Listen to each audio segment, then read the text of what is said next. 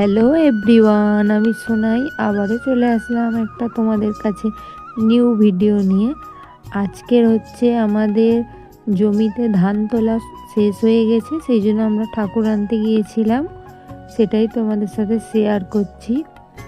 দেখো কিভাবে কি পুজো হয়, আশা করি তোমাদেরও ভালো লাগবে ভিডিওটা। আর তোমাদের কাদের কাদের এরকম নিয়ম আছে মাঠে গিয়ে ঠাকুর নিয়ে আসতে হয়, একটু বলবে কমেন্ট করে। আমাদের তো মাঠে ঠাকুর রাখা হয়, তারপরে ওখান থেকে বাড়িতে নিয়ে আসা হয়। ওটা থাকে, ওটা আবার সেই পৌষ পার্বণের সময় পূজা হয় আর কি, মকর সংক্রান্তিতে।